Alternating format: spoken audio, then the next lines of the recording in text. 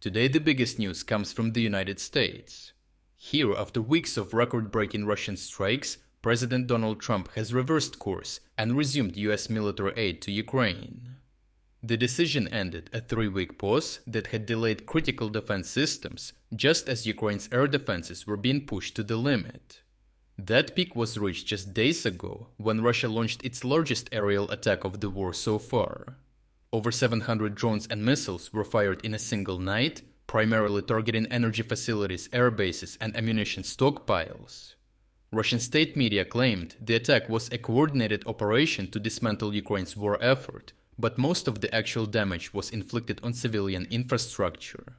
Several Ukrainian airfields suffered minor damage, but many of the intended military targets were either missed or intercepted. Ukrainian air defense claimed to have shot down over 500 incoming projectiles, including nearly every Shahed drone. While some ballistic and cruise missiles slipped through, the scale of destruction fell far short of what the Kremlin had likely intended, and that miscalculation may have backfired. The original reason the US paused military aid was to open space for de-escalation and preserve its own shrinking stockpile of interceptors. But Russia's response was to escalate, not slow down. As you remember from a previous report, Russia is dramatically increasing drone and missile output, aiming to overwhelm Ukrainian defenses and outlast Western patience. But by unleashing the biggest strike of the war just as talks stalled, the Kremlin made clear that its goal is not negotiation, it is devastation. The strategy seems to have convinced President Trump that further delay would only invite more bloodshed. Moscow's aggression ultimately ended the pause, forcing the decision back onto the table. What followed was a rapid green light for aid shipments, with renewed focus on US Patriot systems. These systems are not designed to intercept drones, they are used against ballistic and cruise missiles, including Iskander-M, Kinzhal, Kaliber, and other high-speed threats. While Patriots are among the most capable interceptors in the world, the challenge is industrial.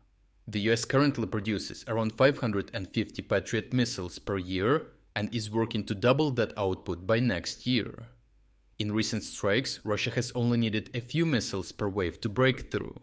With Ukrainian air defenses already stretched thin, it is the ballistic and cruise missiles that do real damage, hitting power grids, command hubs, and air bases with precision. That is why having enough Patriots matters, because when even one slips through, it can knock out a power station or command node. But Russia is also expanding its missile production. The real race is between how many advanced missiles Russia can fire and how many interceptors Ukraine's allies can supply in time. If that ratio tips the wrong way, critical infrastructure will fall and Russian air dominance will grow. For now, the US still holds the edge in quality and output. NATO countries are scaling up their production lines, while Ukraine is adapting its defenses by blending cheaper systems like Gepards and laser-guided short-range interceptors with high-end Patriots. But the problem is volume. If the US sends 100 interceptors and Russia fires 150 cruise or ballistic missiles, Ukraine can only defend so much. The new aid package is not just about blocking the next attack, it is about buying enough time and firepower to shift the ratio before winter sets in. Overall, Russia's strategy is ruthless, but far from subtle. Escalate pressure, trigger delays in Western support, and then exploit the gap with concentrated firepower. But this time, the sheer scale of the offensive may have backfired. By striking while the West was still hesitating, Moscow may have overplayed its hand and pushed Washington and its allies to recommit more forcefully. For Ukraine, it is a temporary lifeline, but also a warning: as long as Russia can launch, no pause in aid will ever hold for long.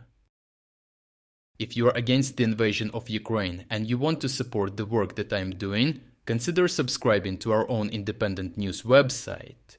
Here you can find our exclusive strategic insights, comprehensive overviews of all fronts, and regular tactical analysis videos. By subscribing, you will not only show your support for this channel, but also help and defend independent journalism.